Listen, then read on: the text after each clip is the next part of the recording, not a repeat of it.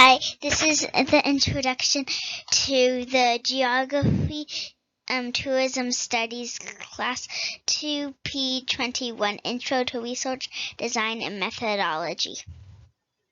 Good work. Thank you. You forgot to stop it.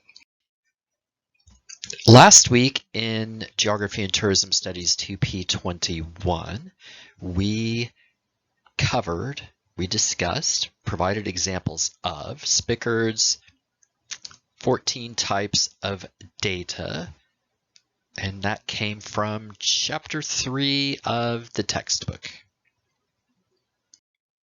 Let's quickly review these 14 types of data from last week. There was acts, behaviors, and events, reports of acts, behaviors, and events, economic data, organizational data, demographic data, self-identity, shallow opinions and attitudes, deeply held opinions and attitudes, personal feelings, cultural knowledge, expert knowledge, personal and psychological traits, experience as it presents itself, and hidden social patterns.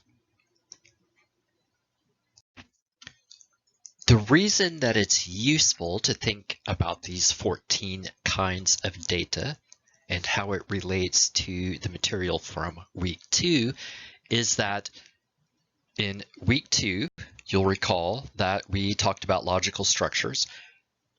And what logical structures do is that they provide us a way to kind of frame how we answer our research question. And remember, week 1, we talked about research questions. So logical structures, they connect our research question to the appropriate type of data. So last week, we talked about kind of 14 broad categories of data. So that then is how those last 3 weeks fit together. And this week, we are going to move on to the next stage, which corresponds to chapter 4. One thing that I want to review before we go on to the main chunk of this lecture is to step back and think about which of these 14 types of data is the norm in physical geography. You will recall that if we use Spickard's framework, the norm in physical geography is that we are recording acts, behaviors, and events. So acts and behaviors correspond to the, I suppose, activities of living organisms, whereas events deal with the non-living world, at least in this context. So if you are a physical geographer in this course, and as you're writing your proposal, you will likely, you're working on a physical geography topic, the kind of data will be broadly construed as either acts, behaviors, or events. So you'll want to think about that. So if you are studying trees and how they change over the course of their lifespan, then we might think of that in terms of behaviors. Or if you were looking at the mating habits of insects, we might think of those as either acts or behaviors, depending upon how you go about that. But if you were looking at erosional processes, those would be examples of events. So because there's no agency, there's no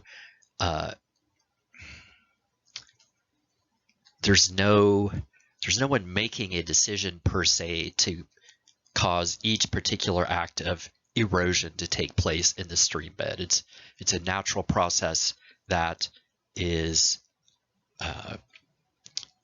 involves largely non-living processes, or processes caused by non-living things. And so that can be a little bit confusing, So I just wanted to make that clear early on for the physical geographers that when you write your proposal about 5, 6, 7 weeks down the road, that you're probably going to be writing about acts, behaviors, or events for your kind of data.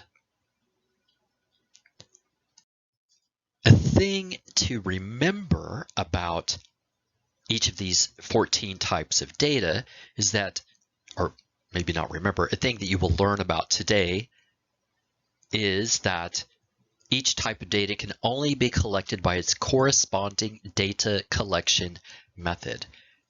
So different kinds of data require different ways to collect that data. So there's not just one way to collect all 14 kinds of data.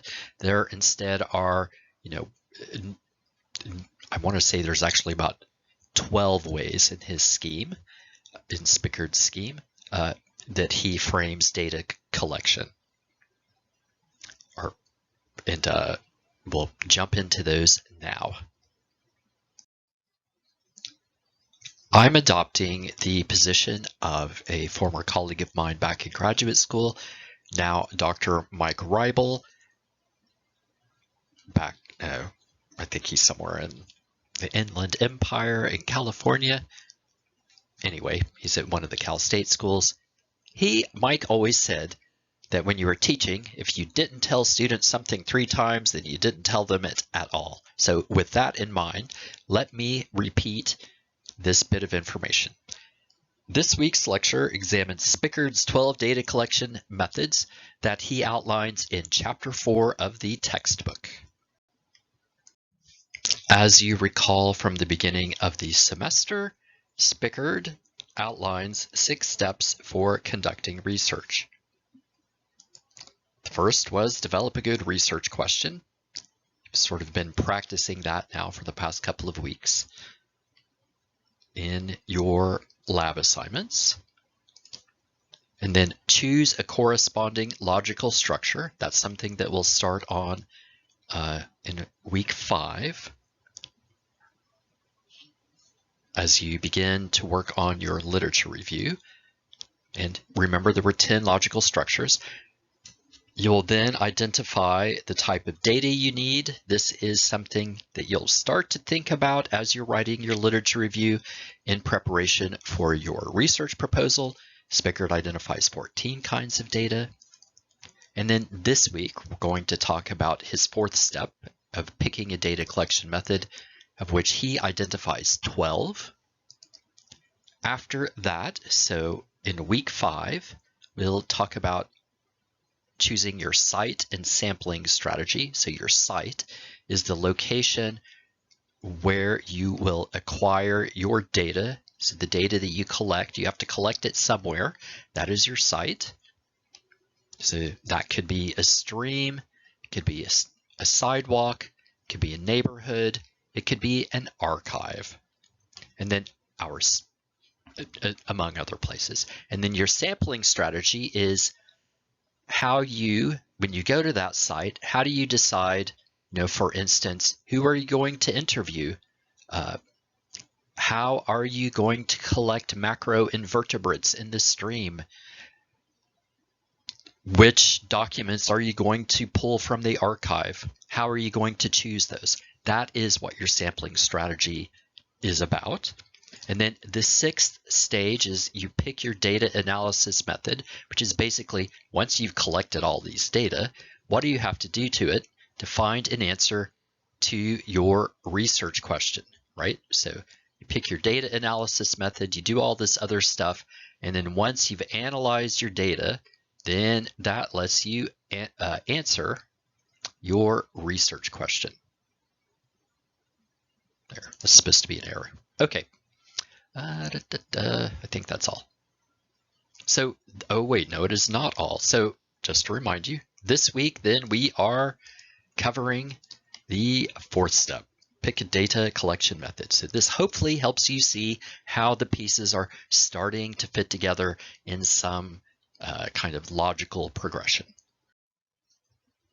At this stage, you are probably asking yourself, what does Boggs mean by a data collection method? data collection method is a procedure, a way, a system for collecting a specific kind of data. And remember, we need these data to help us answer our research question. That's why we are collecting these data. If we are collecting data that doesn't help us answer our research question, we are, frankly, not using our time very efficiently. So you want to make sure that when you're collecting data, that you're collecting data that will actually help you answer your research question. Well, that might sound kind of stupid, me saying it right now. You'd be surprised how many times people starting out or even more experienced researchers kind of will sometimes muddle about and sort of get lost with what they're doing and find themselves collecting data that actually isn't particularly helpful for answering a research question. So you want to avoid that. And one way to avoid that is by writing a research proposal. So writing a research proposal isn't a foolproof way to avoid this, but it certainly helps. So Spickard then goes on to talk about 12 different kinds of data collection, or 12 data collection methods. And he hammers home the point that to answer a specific research question, you need to pick a data collection method that's appropriate for your data. You need data that actually addresses your research question.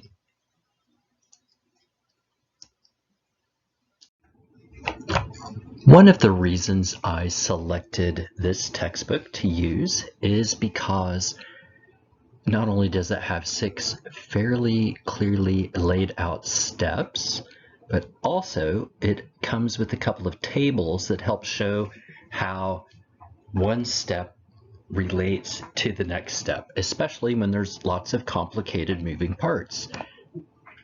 Spickard's table 4.1, or what I call the amazing table 4.1, is an example of this. So we see here that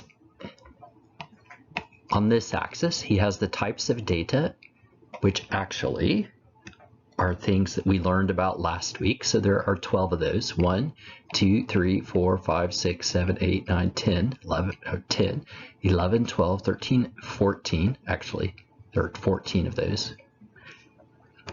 Sorry. It's 12 data collection techniques. So these are the 14 types of data we learned about last week. And this week, we are learning about the data collection methods, of which instead of using numbers, he assigns letters to them, but there are actually 12. 1, 2, 3, 4, 5, 6, 7, 8, 9, 10, 11, 12.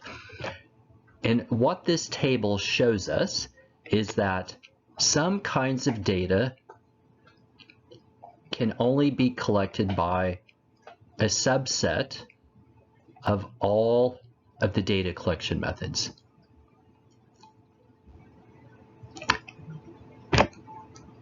What that means is that just because there are 1 through 14 kinds of data, and there are 12 ways to collect data, that all 12 of these ways to collect data can't be used to collect all 14 of these kinds of data.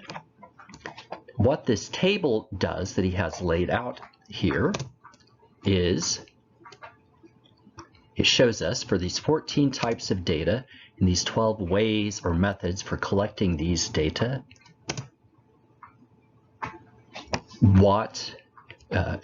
where do they intersect, or what are the appropriate ways to collect the data for the particular types of data. And then he goes even further with this table to say, so here where he has X's, so there's an X, there's an X, there's an X. So if we are accessing public and private records as our way of collecting data, so these might be like, I suppose property deeds would be an example of that. That can tell us something about reports of acts, behaviors, or events, like whether the property was sold or not and how many times it was sold over time. It can provide economic data, so what was the value of the house each time that it was sold. Perhaps organizational data, was it always in the same municipality, or did these municipalities kind of become amalgamated or squished together over time? We could tell that from particular kind, like we could see that in property deeds sometimes. Does it tell us anything about the demography, so demographic data, so how old were the people that purchased the property? But then, as a byproduct of public and private records, they also provide us access to expert knowledge. So this might be, the person who oversees the records might also be a knowledgeable source of information, a kind of data, a data source about, changing perhaps land use regulations or changes in zoning laws as they pertain to property, or perhaps changes in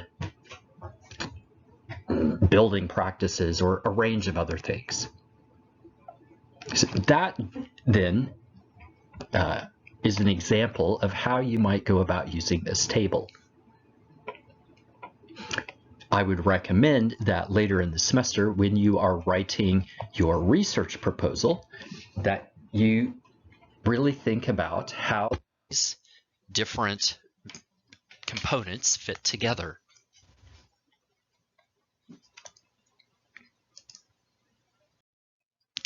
Now we can start examining the particulars of each of the 12 data collection methods or techniques that he identifies. I suppose you can think of these really as often sources of data. So the first one that he talks about are public and private records. So I just gave one example when I talked about property deeds as one kind of private record. These are, generally speaking, these are records that are maintained by governments, businesses, nonprofits, and other institutions or organizations or entities. I think I used entities because that's shorter to spell and didn't bump me down a line. And they collect data on reports of acts, behaviors, and events, economic data, organizational data, demographic data, and I gave examples of this on the previous slide when I talked about property deeds as a kind of public record.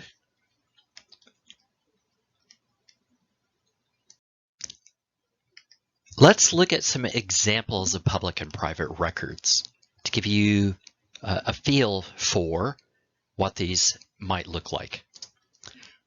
In Canada, we have T4 forms that you get every year if you have a job, and these are used to report, for individuals, to report their income to the Canadian Revenue Agency. So that would be one example.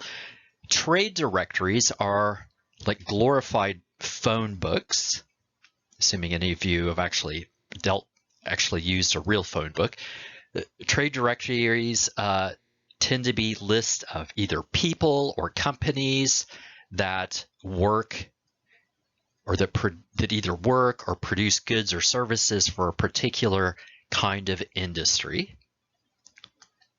And they'll often identify, not just the firm or the organization or the person's name, but the kinds of activities that they carry out. So as an economic geographer, I find these really useful. Birth certificates are another kind of public record. So they report the parents' names, they report the date of birth and the location of birth. Sometimes they'll report other features like in the US, they'll often have a category for race, Sometimes some countries will report the nationality of the parents. Some places will also then capture the names of the parents' parents as well. So those are birth certificates as a kind of public record. Resumes, these are, you might think of these as private records, but a resume that you use for a job is essentially a report of an individual's alleged credentials and experiences, because sometimes when people write resumes, they don't put everything on there, and sometimes they'll include things that may not be truthful. But nonetheless, resumes are, as an economic geographer, I can see the utility of resumes for telling me a lot about conditions in the labor market for a particular location or kind of position, or for a particular firm or industry. And Spickard's definition of public and private records is fairly broad. So if we think in terms of reports of events, if I were a physical geographer and I was interested in acquiring data on temperature and precipitation for a particular location, I might go to Environment Canada to find data for their weather stations that are operating in or around the area of Peterborough. And nowadays, some of this stuff can be found online. So here's a website. So remember GC. Oh, hold on. Let me find the laser pointer. Look at this. So GC stands for Government of Canada. So it's possible then that as you write your proposal in the coming year, that you might find data on a site like this that you could analyze, so that your proposal would basically be about how you would go about collecting and analyzing data to answer your research question that has something to do with climate. Or this could also provide background information for when you go next year to Peterborough. Oh, I have to turn off the laser there. Okay. Economic data. So bankruptcy records provide one kind of economic data. They report literally when did the owners of a particular firm decide that they were no longer solvent, so that they no longer were able to function as a profitable business, or at least break even. And they basically said, okay, we are going to close down the firm. Here are our assets, and here are the bills for all of our creditors. And bankruptcy court needs to help us kind of figure this out, and voila. So I've made use of this kind of data in my own research before to look at the death, if you will, of a local video game firm. And in Canada, there is the Office of the Superintendent of Bankruptcy. Different jurisdictions will have different titles for these, but often bankruptcy records are in the public domain, that they may not be kept for more than like 7 or 8 years. Organization data. So an example of organization data might be Peterborough Humane Societies. Oops, this is Human Societies, but it actually should be Humane Societies. It's missing an E. So the Humane Society in Peterborough will collect data on pet licenses. So if I were interested in finding out that, as the population of Peterborough ages, do people turn to companion animals as one way to deal with the loss of loved ones in their life? One way that I might be able to get at that question would be to look at, pet registration or pet adoptions. And, do we see over time do pet adoptions continue to climb over time? And if that data also included the age of the people that were adopting pets, it might also then allow me to see if not only are more pets being adopted, but over time, are the people that are adopting to those pets, do they tend to be older and older? For demographic data, you would, at least in the Canadian context, you want to turn to Statistics Canada as kind of your first stopping point. And in particular, you would want to look at the census profile data for the 2016 census. However, if you're interested in kind of birth and death data, in theory, the province provides data on what are called vital statistics, so VITAL. Statistics, vital statistics, which comes from the French originally for life statistics.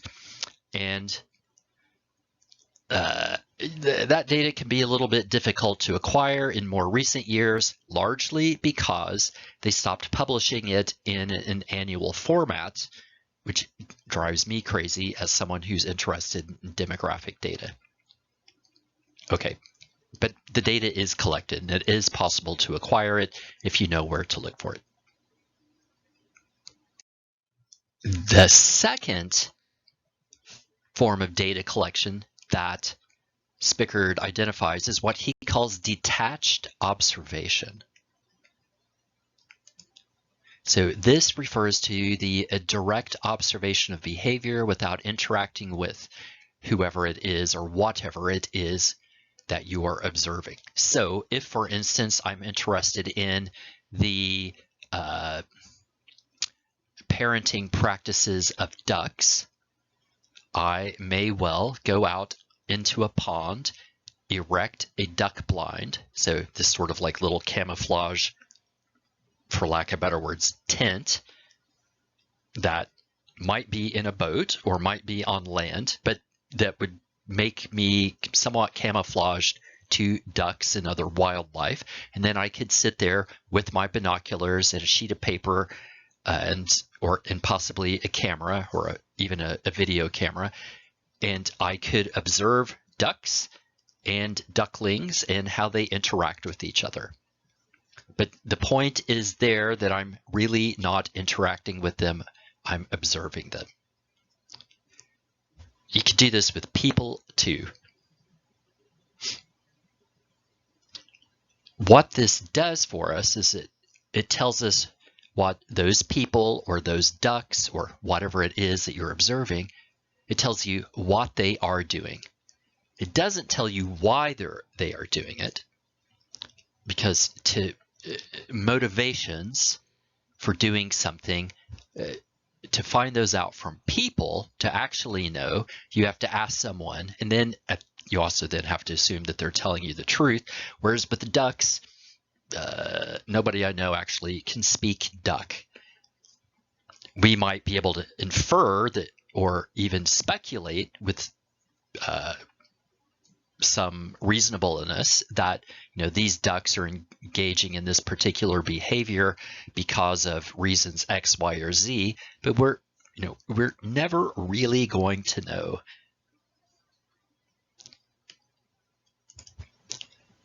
This is used, so detached observation is a data collection method used to acquire data on acts, behaviors, and events.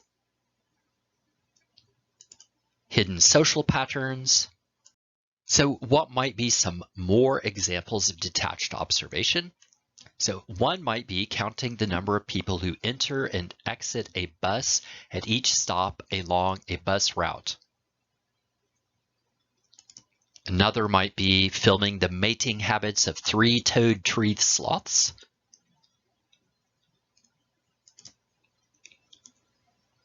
Counting the number and kinds, so there should be a space there, but counting the number and kind of cars in a strip mall parking lot every hour as a way to estimate the number of shoppers that might be making use of that shopping mall would be another kind of detached observation. Also, recording the temperature in a stream at noon every week for a year. So this is another example of a detached observation.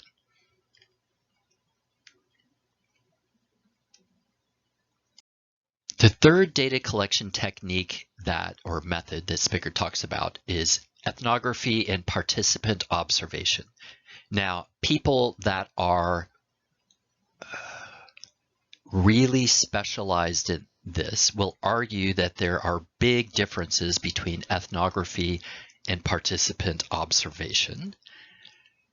When you look at it from an outsider, those differences seem fairly minute. What both of these capture, or what they both involve, is the personal immersion in a social scene that you are investigating. So what this allows you to do is share in, not just observe, but share in the daily activities of the people you study. So it's not as if you are sitting in a room looking through a peephole, watching people. You're actually out there interacting with them. And this allows you to collect data on cultural knowledge, hidden social patterns, and yeah, those are the big ones.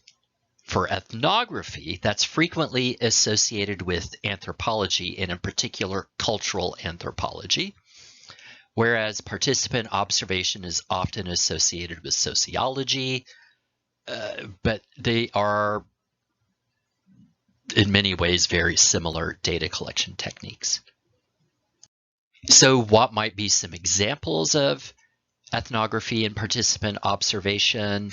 Well, joining an animal rescue volunteer group might be one way to collect data on the sort of cultural norms and hidden social practices amongst people who volunteer and also possibly work for an animal rescue group.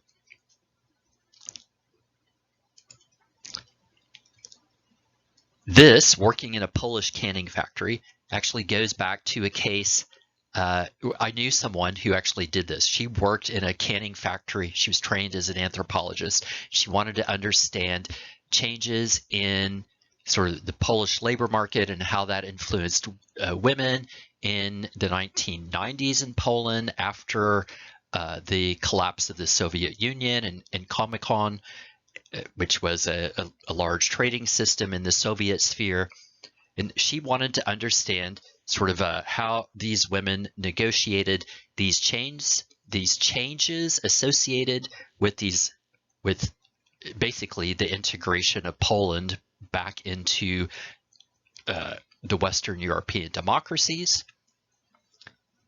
And for her, then, that involved literally working on a canning factory line. I can't remember what they were canning. If you're really interested in this, I can point you towards her and you could read some of her work. Another might be, I'm too old for this, and also I would stand out like a sore thumb as a 51-year-old, but if you were younger and you were interested in the skateboarding scene, assuming people even still skateboard, you could enter into the local skateboard scene, by starting out as a novice. And this is actually a common technique in ethnography or participant observation, is that people come in basically as, I guess, the colloquial term in the early 21st century would be as a noob or a newbie, and you come in and you learn the ropes, as it were, in a particular scene or in a particular cultural context by coming in as basically an ignorant and clueless person and learning as you work your way up. And the benefit of that is that it really does a lot to expose hidden social patterns that you see because you don't know them, and other people will point these out to you, that you're behaving in a strange way, that if you want to hang out in this scene, that you need to behave if you want to behave, or if you want to participate in these activities in this context, then you need to act appropriately. I suppose an example, this might work in Peterborough, well, though I wouldn't want to do this in October. This would be better for a summertime excursion, is that you might, if you were interested in the practices of sunbathing, and what do people do and not do when they're sunbathing, become a sunbather, in a park or on a beach. So what all of these involve very often is a commitment to spend a lot of time in these scenes or in these places and with these people and becoming accepted by them, right? Not everybody wants to make that kind of commitment. And you can't always actually do this. There are many ethnographers or people who have tried to engage in participant observation where the group that they're interested in basically tells them to get lost or won't have anything to do with them because they don't want to feel like basically lab rats or guinea pigs. In-depth interviews are the fourth data collection technique. And this is something we'll talk about later in this semester, largely because this is a technique that people will often use in Peterborough. If we think back to detached observation, that's one that people will often use in Peterborough as well. But in-depth interviews are another data collection technique that students will often use in the Peterborough field course. And in-depth interviews seek detailed descriptions of an opinion, attitude, or an event or worldview of the people being interviewed. And the responses that you receive are often sort of idiosyncratic. So this means that they vary from one interview to the next. In-depth interviews require a fair amount of preparation to arrange. Probably not as much as, say, ethnographies, but they still require a fair amount of work because you have to schedule these interviews. Before you schedule them, you have to figure out, who are the people that, or what are the kinds of people. So basically your sample, what are the kinds of people that you need to talk to acquire the data to answer your research question.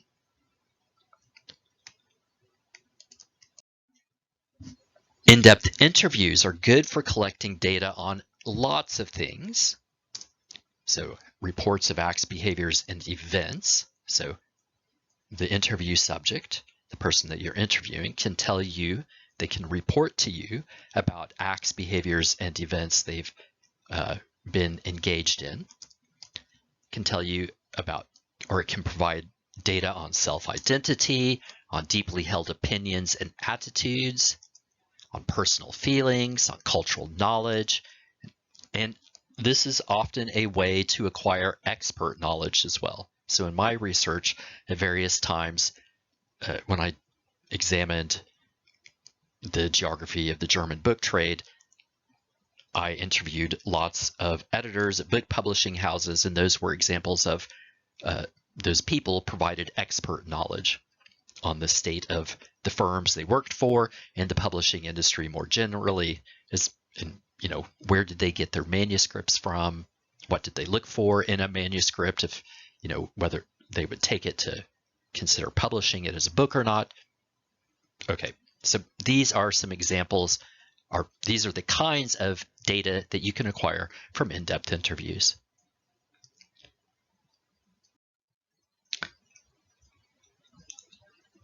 Surveys and questionnaires are Spickard's fifth data collection technique. And these refer to standardized questions used to collect people's reports on acts, behaviors, or events, as well as shallow opinions, demographic information, and information about self-identities, or at least superficial information about self-identities. You've all filled out surveys and questionnaires, and actually, in this course, when you've completed information, about, when I ask you to provide information about, 3 things that you have questions about or 3 things that you have problems about, these are sort of like this, or they sort of fall into this category. Though formally speaking, surveys and questionnaires tend to be more of a kind of a multiple choice approach or require really short answers. It's useful to know that mainly because in some things that you read, and maybe there'll be even an exam, or not an exam question, a quiz question that might deal with this. You want to pay attention to the difference between a questionnaire and a survey, even though those terms are often used interchangeably. So the questionnaire is think of that as a piece of paper that has these standardized questions. And the survey is the process through which these questionnaires are distributed. So the questionnaire is really the instrument, the thing that you use to collect the data, and the survey is the way that you distribute that questionnaire to all of your subjects. Because lots of students use these in the Peterborough Field course, or at least have in the past, we'll have a week in which we talk about this, in which we talk about surveys and questionnaires.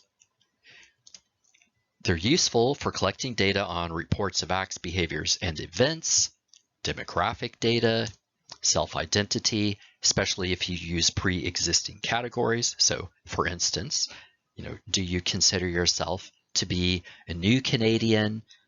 Were you born in Canada? Do you, identify with this or that political party? Shallow opinions and attitudes, so they can be used to collect data on those as well. Do you like candidate X, Y, or Z? Can be used to acquire cultural knowledge or information about cultural. With that in mind, then, some particular examples of surveys and questionnaires, or how they might be used, would be surveys in which the questionnaire asks park users about their frequency of attending the park or visiting the park. How long do they visit it? So the duration of their use. Another might be, questionnaires that are distributed to assess, bus rider service satisfaction and how frequently they ride the bus. So are they happy with the degree of bus service they get? How often do they use the bus? Another might be a survey of cyclists in which the questionnaire asks them their opinions on the best place to locate bike racks and what would be an optimal number of bike racks. So these are examples of surveys and their corresponding questionnaires, or at least how they might be used. And at this point, I've found that it's useful to stop and remind students that there is indeed a big difference between an interview and a survey, or a survey questionnaire. Actually, here we're really thinking about surveys. Interviews must ask questions that allow detailed responses. So another way to think of this is that interviews must ask open-ended questions.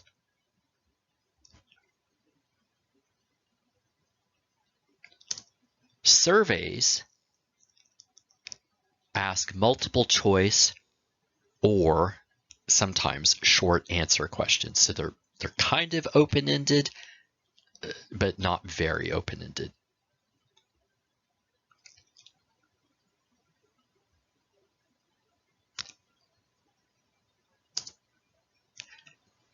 Interviews, another difference is that interviews take more time to arrange because you have to schedule appointments with people. Often interviews can take, anywhere from 30 minutes to like 4 hours. And so first you have to arrange the appointment for the interview. You don't generally just drop in on somebody and say like, oh, would you be able to allow me to interview you for 2 hours of your busy workday? You want to make sure that they have warning that you're coming and that actually they've agreed to the interview before you show up. But then after you've interviewed them, and often you'll have recorded with I would say a tape recorder, but actually nowadays I guess you would say an audio recorder, and you might also take notes on paper. So after you've collected the data, so after you've conducted the interview, you then have to record the data. So this usually involves something called transcription.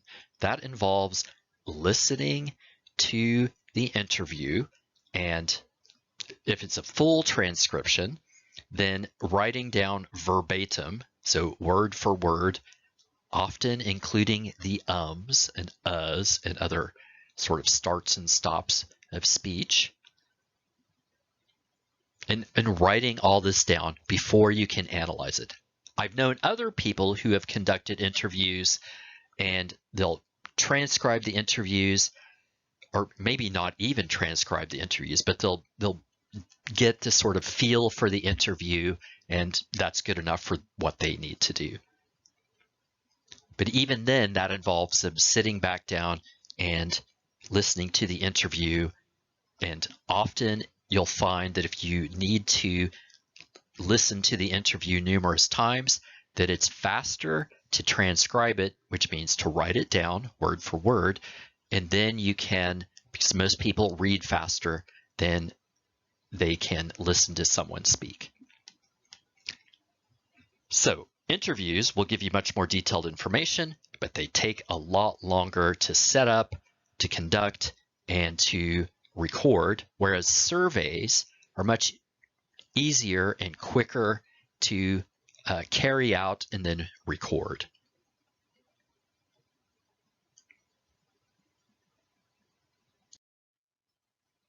Spickard talks about something called phenomenological interviews, which are a special kind of interview that, honestly, I find a bit opaque. These are interviews that focus on what people have experienced, leaving aside their cultural or personal interpretations of those experiences. In my mind, that sounds really difficult to ask anyone to do, because most people's experience of the world is shaped by, is influenced by the culture that they grew up in and the things that have happened to them over the course of their life. So Spickard talks about this, or indicates this as one way to collect data, but I've never actually seen this in geography, tourism, or tourism studies. So it might be really fascinating, but you're probably not going to do that at Peterborough, so we're not going to cover this. If this really floats your boat and you want to know more about it, you know how to use the library search engine, so have at it. Critical incident interviews are a way to collect data that actually might work in some cases for physical geographers. So it involves interviews. I mean, it would also work with human geographers and with tourism studies students as well. But these are interviews that focus on a specific incident, and you ask the people that experienced that incident to describe exactly what happened, what do they think think went right or wrong, and what they and others have learned from this event. So if you were interested in hydrology, stream hydrology, it might be useful to actually interview people at the Otonabee Conservation Authority if you were interested in watershed management in Peterborough, because especially if, say, for instance, there had been a flood or some other, critical incident that caused them to reflect on the state of the watershed. And so this is a technique that could be useful for physical geographers. I mean, it is definitely useful for human geographers and for tourism studies students. So this allows you to collect data on reports of acts, behaviors, and events. So a flood, for instance, might be an event, or currently it is early October 2020, and this is the time of the year when California, where I used to live, has fires. A fire is a kind of event, right? So if you were interested in understanding how people respond to natural disasters or human-made disasters, however you want to think about California fires, this might be, critical incident interviews might be a way to get at that kind of data.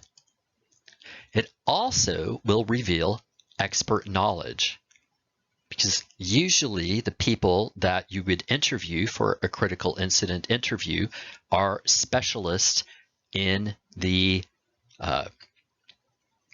sort of domain, if you will, in the sort of, in that subject, or their occupation, their job involves knowing something about, for instance, watersheds or forest fires or car wrecks or bank robberies or bankruptcies or running firms, right? So that then is the critical incident interview. Focus groups are another means of collecting data. These bring together a group to discuss something familiar to its members. And what's important here is that you have people who share something in common, and out of a conversation between these members that share something in common, it can reveal more than might be revealed in one-on-one interviews. Because one of the things that happens is that person A says something about watershed management, like, oh, we should have seen the flood coming because, or that it had already been raining for 3 weeks, whereas person B might say, but we didn't know that because of vandals had destroyed all of the rain gauges, and as a result of that we didn't have an accurate measure of precipitation. And then another person might say, well, no, that's nonsense, because even though our rain gauges were destroyed by vandals, we could still rely on data collected by a local weather station as a proxy measure of the amount of precipitation, the amount of rain falling into a particular watershed. And in these sorts of back and forth discussions, things can be learned that might not otherwise be obvious if you were conducting one-on-one interviews. So focus groups then allow you to collect data on cultural knowledge and kinds of expert knowledge as well.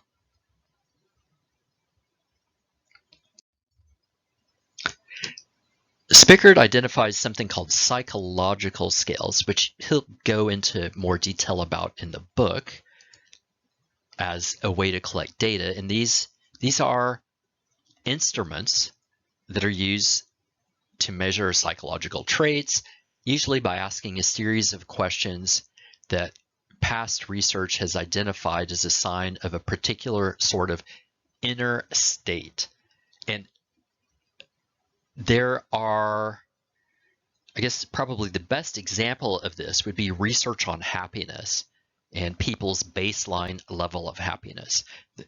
For that kind of research, there's, at least in North America, there is a large body of knowledge that has been built from using the same psychological scales, so the same sets of questions that have been kind of tweaked over time, that have been modified over time to make sure that they are really measuring the traits related to happiness and sort of a sense of well-being. This is really rare in geography and tourism studies, so we're not going to cover it. I was on a project where initially, there were some questions that we had developed drawing on these kinds of scales, but then I left the project, so I never got to see that through. You are unlikely to use these. I actually could see it occasionally being used in, say, tourism studies or retail geography, but and maybe even in the Peterborough context, but I don't know of any cases where that's actually happened. Okay, we shall move on to the next technique. Another way to collect data is something Spickard refers to as content analysis. So to me, this is a little slippery as a method of collecting data. I mean, it's called content analysis. I think of it more as a way that you analyze data, but let's go with what he has for now to not rock the boat. And content analysis is used to identify patterns in texts, so like newspapers or books or diaries or obituaries or job advertisements, laws or like legal documents, but also films, movies, TV shows. Some people have used it to look at particular kinds of events like trade fairs or science fiction conventions. And what it comes down to, at least sort of old-fashioned content analysis, is that you start counting elements in the content. So for instance, if I were interested in book fairs, that was something I used to be interested in, and I went to the Frankfurt Book Fair once upon a time and acquired a trade directory, or not a trade directory, a listing of all the firms and people who had stands at the Frankfurt Book Fair. I could have conducted a content analysis of that documentation to examine, what are, how many visitors are there from this country or for that country, what kinds of publishing houses do they tend to be from, and that's sort of, I'm not going to say boring old-fashioned content analysis, but it's certainly one use of it.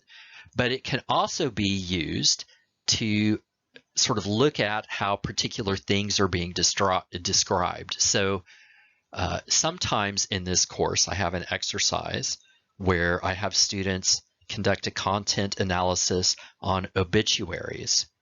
And we look for particular themes in these obituaries. So how are an obituary is a death notice, basically, and they're often written by family members, and they have a conventional structure, at least in North America, they tend to.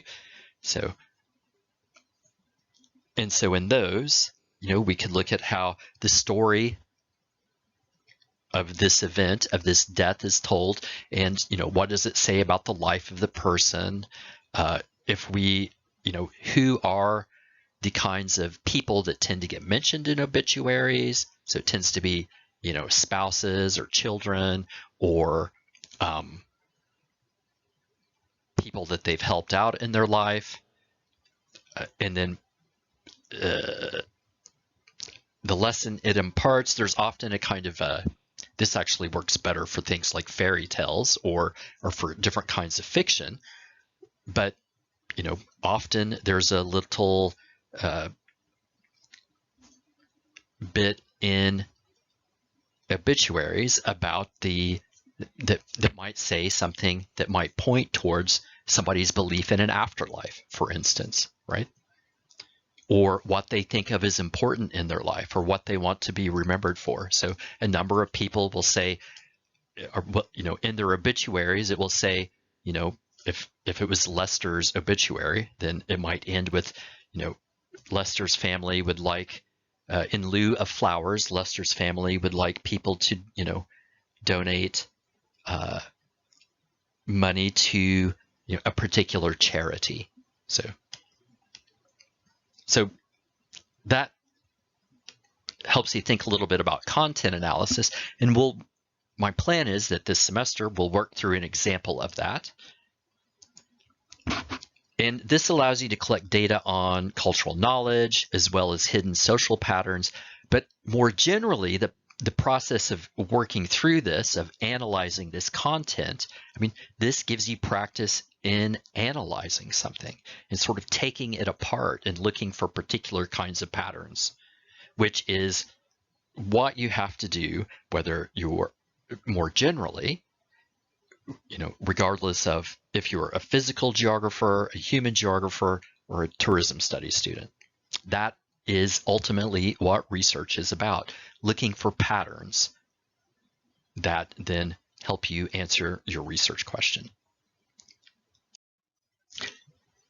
So let's think about some examples of content analysis, or where we might make use of content analysis. So one example, based on my sort of preambulations or walks through my neighborhood in in St. Catharines, as well as other places I've lived, might be a content analysis of pet descriptions that are included in lost pet signs. So if you've walked around North American cities that are in residential areas, at least if they have sidewalks, you'll often see signs that say, "Have you seen Bob?" And it'll have a picture of a cat or a dog. Or sometimes you'll see signs that say, "We found this lovely cat. Does he belong to you?" Right? And they'll have a picture of the cat and it'll describe the cat. Sometimes if it's a lost pet sign or if it's a found pet sign, there will be descriptions not just of the cat or the dog or the animal's behavior, but also, where they were found or where they were lost. I've always thought that if you were, a pet detective, that this kind of information might be useful. But I'm not going to go off on that tangent. Another kind of content analysis, again, based on sort of my wandering through St. Catharines over the years, might be a content analysis in which you literally photograph graffiti and record the location of it. So you could do this in downtown Peterborough, but you can do it in lots of places. And then you might actually, classify the graffiti. So is it graffiti that is political? Is it graffiti that is, I suppose, romantic? Is it graffiti that is, espousing some kind of message about the superiority of a group, or, claiming that this group, controls a particular space? Is it graffiti that is on a wall? Is it on a bus seat? Is it graffiti that's associated, or that's also taking place along with other kinds of things, like lots of trash or broken windows, cut up seats on a train or on a bus? Yeah. Okay, so that might be something that you could think about using content analysis for. Another might be looking at scene descriptions in public signposting around Peterborough's parks. So often parks will have signs or plaques that describe something of historical or cultural importance.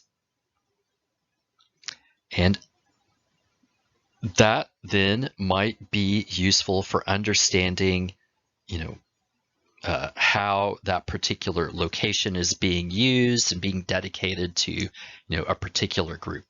This is more cultural geography. So all of these are actually, at least the last two are in particular, these are cultural geography topics, I suppose, or examples. Though this this content analysis is not limited to cultural geography.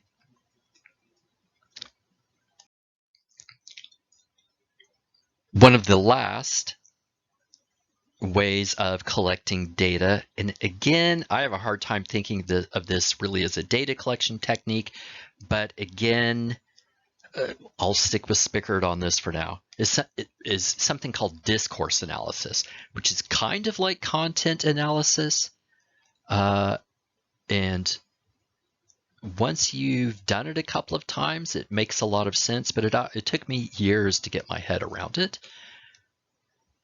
And this is a kind of content analysis that tracks the institutionalized ways of thinking and speaking about a thing.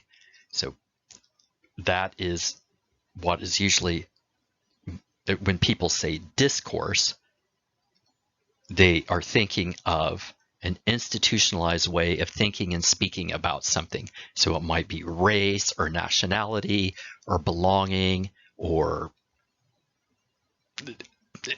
lots of things.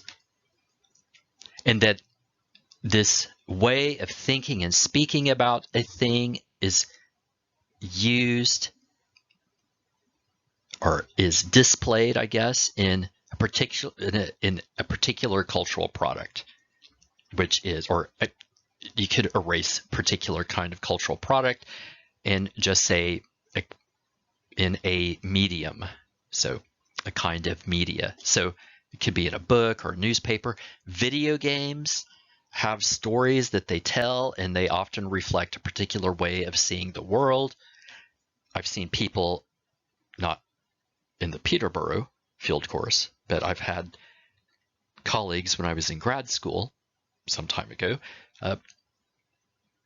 engage in discourse analysis of maps that were used in the tourist industry around, I think it was actually the sex trade in Bangkok, Thailand. That was about 25 years ago when I saw that presentation. It was about 1995.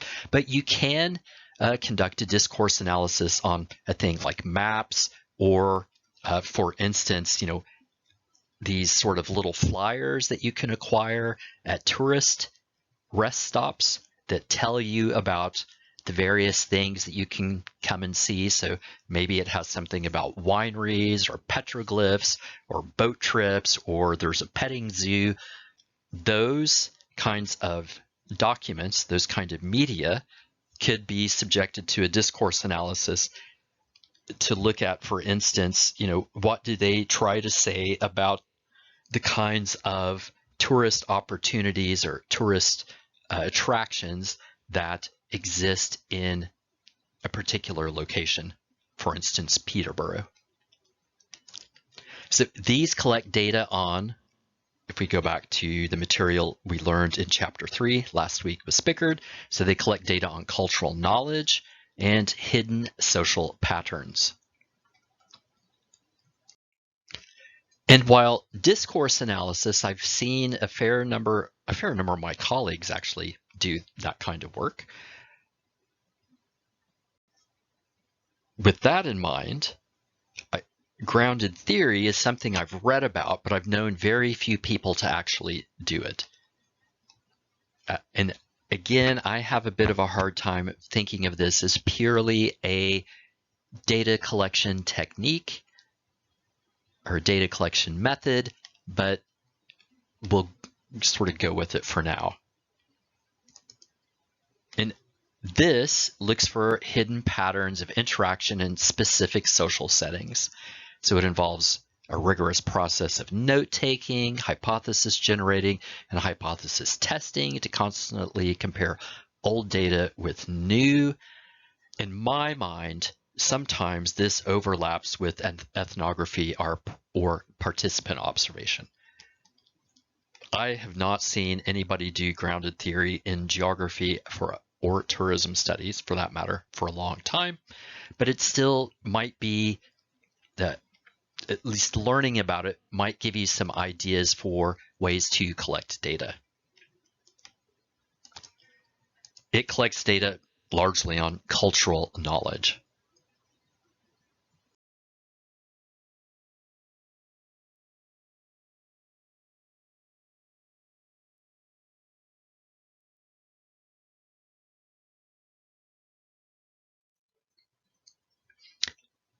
Wow. Okay, that was an hour and 10 minutes. We are almost done with this lecture. This has been a very quick tour, if you will, of the 12 data collection methods that Spicker talks about. So these were public and private records. So these are, think of these as kind of ways or places to acquire data. The second is detached observation, and you'll notice both of these have red asterisks next to them. We'll talk about that in a moment. There is ethnography and participant observation. There are in-depth interviews. There are surveys or questionnaires, technically survey questionnaires, but we won't go down that rabbit hole. So phenomenological interviews, critical incident interviews, focus groups, psych scales or psychological scales, content analysis. That's something that people will sometimes do at Peterborough. Discourse analysis and grounded theory. So the ones with the stars are the data collection methods that I would argue, based on both sort of my understanding of what happens in Peterborough and how much time you have. Like, you only have 3 days to actually acquire your data. So based on that, these 4, so public and private records, detached observation, surveys, questionnaires, and content analysis seem like the 4 data collection techniques that make the most sense for your research proposal, for doing work for conducting research in Peterborough. Now, if you're a physical geographer, you are going to be engaged in some form of detached observation. And I've started for the physical geographers to, like this week, I added a slide, not a slide, a link to a video on how to use the Schmidt hammer, which the Schmidt hammer is a way to collect data. And it is, we could fit that under, broadly speaking, it is a kind of detached observation. And I'll include some more of these for physical geographers as the week goes on, or as the weeks go on. Okay. So we've got one more slide. Actually, I think this is it. So I would like you to, as you're reading through this, kind of think about what are the data collection methods that sound the most fun, the most interesting for you, but then also think about, as you are writing your annotated bibliography, think about which of these seem to be the kind of data collection method that is being used. And with that, I believe we are finished.